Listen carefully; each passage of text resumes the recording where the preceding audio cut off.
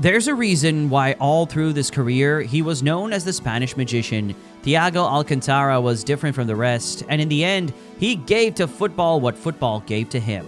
Pure magic. Thiago's career was as multi-versatile as his passing range, full of options. It's almost as if he was destined to play football.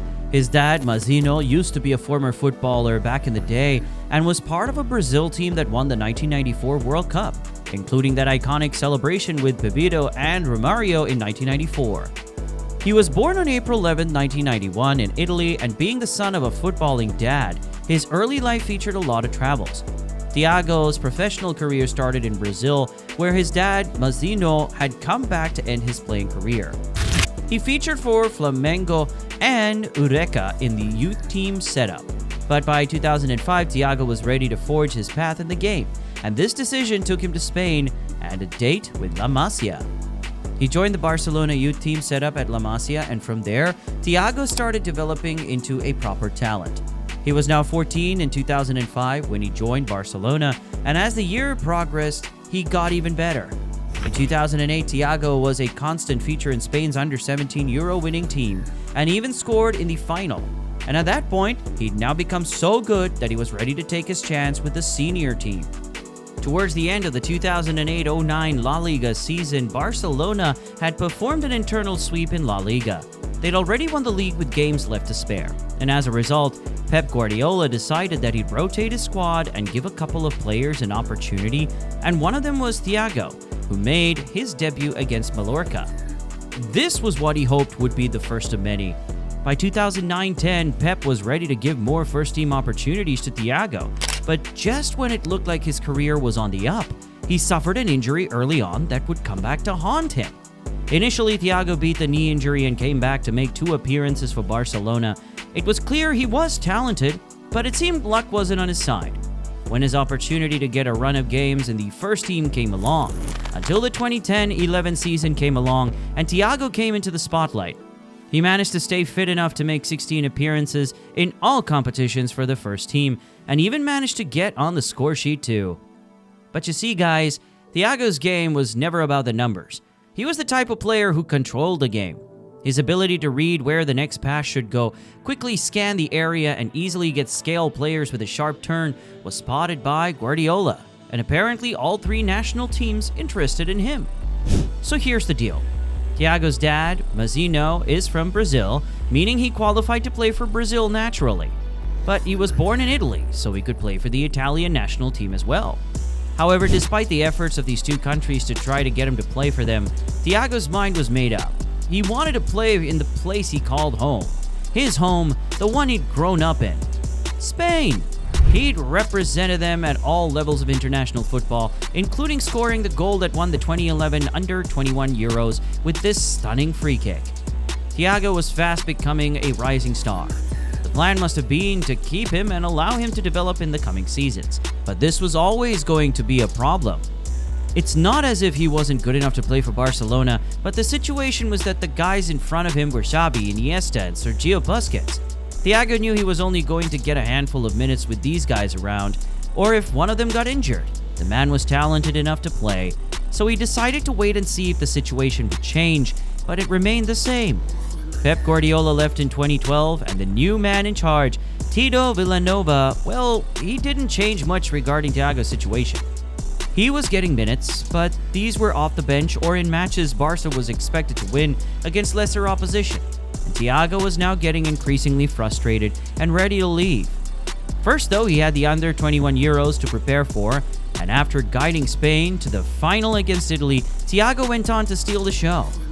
Showed he'd score goals too. He scored a hat-trick in the final against Italy to help Spain clinch the title, and this run of form just happened to coincide with a move that would change his career. Pep Guardiola had just been appointed as the new coach of Bayern Munich, and the man he wanted the most was his former student. I spoke to the club about my concept and told them why I want Thiago. He's the only player I want. It'll be him or no one. Pep had declared strong interest in Thiago, and sensing the opportunity for better game time and a starting position, Thiago took the offer and moved to Bayern Munich, especially after they threw in that free subscription link to Footballerz. The deal was a no-brainer. Now he was at Bayern Munich. Thiago was guaranteed more game time, and in turn, he balled out. Thiago was capable of playing in multiple positions across midfield, and he wasted no time in showing his class in Germany. His teammates and coach Pep were quick to praise his training sessions and the quality of the player they were playing with. But still a few weeks into his first season, and his old nemesis was back to catch up with him again. He'd suffered a ligament tear early on, and this injury kept him out for over 3 months. Still, he managed to beat that and came back fit in November, and from the moment he gained his confidence playing for Bayern, the magic show was on. With moves like that, he mesmerized the Allianz Arena every week. Above all things, Thiago's first touch and ball control were a joy to watch. However, just as it looked like he was catching form again, the injury struck, and at a crucial time too. He'd injured the ligaments in his knee and was ruled out of the World Cup.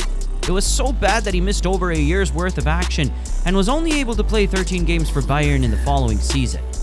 2015-16 now, and even though he was out injured for long, the club still renewed his contract for 4 more years. Thiago managed to stay fit enough for large parts of the season and operated in that number 6 role. He began dictating the play. Imagine being so good, he set a Bundesliga record for the most touches in a 90-minute match with 185, and Bayern won the game against Frankfurt 5-0. Thiago was also part of the Spanish team that played in Euro 2016, but the tournament as a whole for Spain was disappointing. Coming into the new domestic season, Bayern had changed coaches, and the new man had a new vision for Thiago. Carlo Ancelotti wanted to play him upfield as a 10. In 10 league appearances in the role behind a striker, Thiago had 3 goals and 1 assist. A goal every 4.7 shots, but it gets deeper than this, factoring his general involvement, including touches and final third passes. It meant for every goal Bayern scored in that time frame, he had involvement of at least once every 2 games. Over the course of the seasons that followed, Thiago managed to stay fit and play some of the best football of his career. It didn't matter the coach he was playing under, they all had rave reviews about him, like Niko Kovac in 2019. What can I say about Thiago? He's a coach's dream. We've got a massive pool of exceptional midfielders, but he's the heartbeat of our midfield. A player who can do it all. No kidding. Thiago would play as a 6, 8, or a 10. He had a couple of exceptional performances playing for Bayern, but it's pretty hard to look past that performance in the Champions League final against PSG in 2020. He won the Man of the Match award for a reason. He had the most passes on the pitch with 85, made the most ball recoveries with 7, made more tackles with 3, made more interceptions and created the most chances with 2. And this to delivering 10 accurate long balls, and Thiago's performance that evening was a joy to behold. In 2020, Thiago was ready for a new challenge, and after accepting a $30 million offer, he was off to play in the best league in the world. At Liverpool, when he was fit, Thiago controlled the game. For instance, in the match against Manchester United at Anfield in 2022, he stole the show, had the most touches with 129, the most accurate passes with 105, and the most passes into the final third with 25. Thiago on his day is unplayable, but at Liverpool, playing in a demanding league, his injury problems only kept getting worse. Between when he first arrived and the end of the 2023-24 season, he missed a total of 108 games due to injury.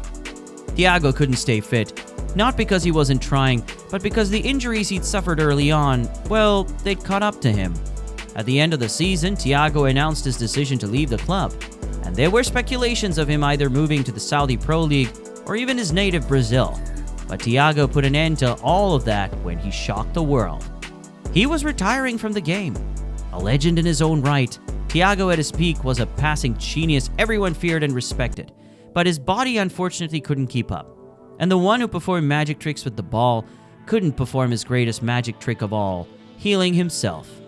There are speculations that Thiago could be back at Barcelona as an assistant coach under Hansi Flick, and if the rumors are true, the idea of him coaching the younger generation and showing them tips for understanding the game better sounds surreal. He'd even show them how to subscribe to Footballerz too.